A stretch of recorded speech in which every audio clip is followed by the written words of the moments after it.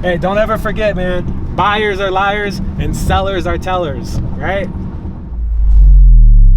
This is like a really good little trick. When you get these agents on the phone, I would call them just like this. I'd say, hey, my name's so-and-so. I'm buying a property in the area. I'm gonna renovate it and flip it. I don't have any agents in the area I can work with. I'm looking for someone that can list this thing for me. And I wanna get your opinion of what you think we can put it on the market for.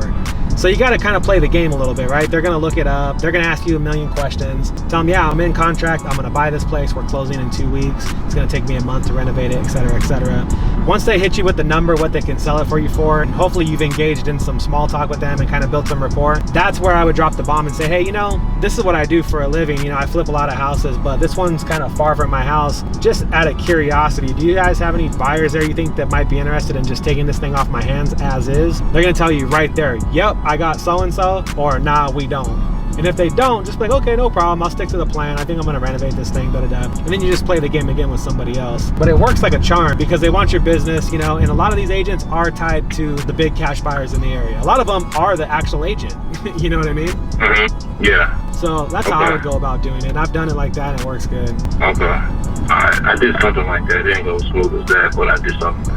Well, think about it, man. When you got the right person on the line, it'll go smooth. I mean, put yourself in the other person's shoes, right? Like, you want the deal. If you bring a buyer in, you're getting paid, so. Do you ever offer them time to fee? Well, yeah, absolutely. That's why I'm saying when you ask them if they have anybody, all that's going to get worked out. And it's always up for negotiation. Most of them will do it for just a flat fee, like, you know, stack on $2,500 or something, depending on the size of the deal, right? Like, if your deal's only 10 grand to begin with, I'm not going to offer up no crazy fee. But like, I have one guy I deal with that he's an Indian dude, and he has like these 3 or 4 Indian kids, got family money that buy anything he tells them to buy. If he thinks it's a good deal, they buy it, you know? So with him, I usually pay him anywhere from like a straight fee of $2,000 and on the high end, $5,000. And these are on deals where we're making a ton of money. But I just call him and I say, hey, tell your people to buy this. It's a good one, you know? I know what he likes. And I don't ever got to talk to him. I don't got to deal with shit. He deals with all the headaches. It's great.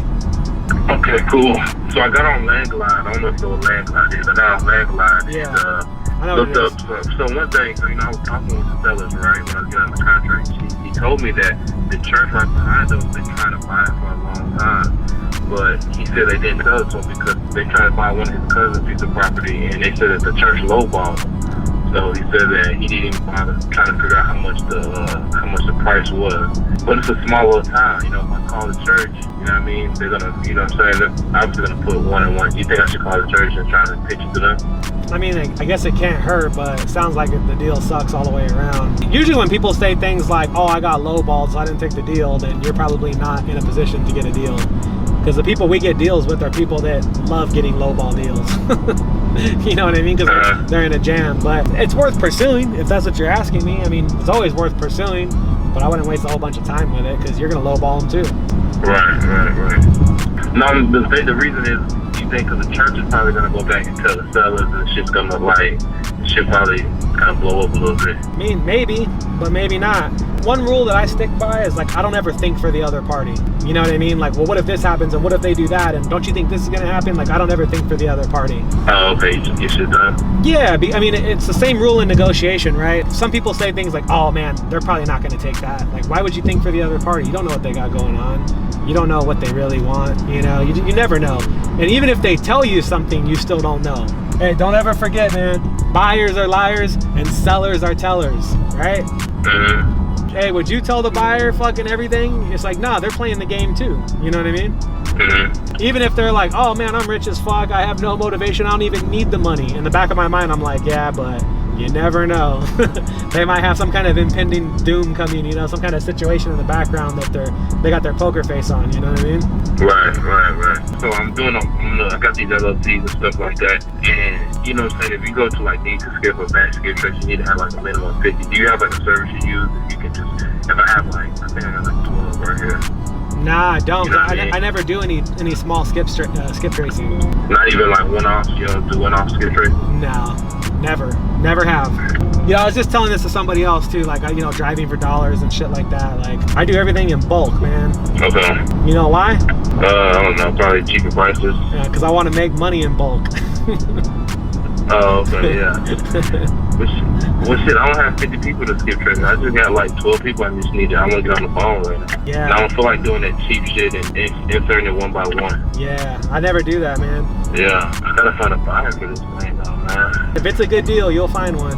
Yeah, I talked to the agent. I told the agent, ran it by her. She was like, she said it's a good deal. She said the thing with Dilly is that you gotta make sure everything gotta be cheap. Like, you know, when you resell, it gotta be under 150. Like, she's not gonna have it. She said she's doing a lot of business out there. You know what I'm saying? She gets multiple offers because she prices everything right. She said there's not a lot of investors though in Dilly. She said you have a few, but it's not like a lot because the margins are small and Right. not a lot of money out there. Well, if the spread's deep enough and it doesn't need a lot of work, that might be one you just raise money for and take down yourself. But ideally, if there's not a lot of investor activity there, it's for a reason, right?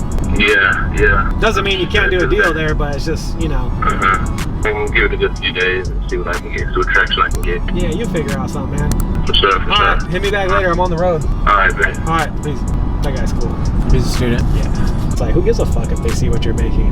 You know, I want my buyers to know I'm making a lot of money. If they try to jim me down, I'll give them one warning shot, and then after that, they're cut off. It's like, hey, don't ever fucking worry about what I'm making. It's my job to worry about what I'm making. It's your job to worry about what you're making. And you gotta train those buyers hard like that. But it's never been an issue for me, ever. My buyers will like text me tripping like, damn bro, you made 80,000 on that deal? Fuck. I'm like, yeah, well, the shit ain't free, you know, marketing's expensive. That's what they don't think about is all the money that we spend on marketing in the background. So like this guy that's gonna call me right now, he's got a deal with a big spread in it and he's worried that the end buyer is gonna see what he makes and tries to Jew him down. So he's thinking about doing a double escrow, which is probably gonna cost him 2 or 3 G's out of his profit. I'm gonna tell him not to do it. I'm gonna tell him just send me an assignment, and if the buyer acts stupid, fuck that guy. Find another buyer.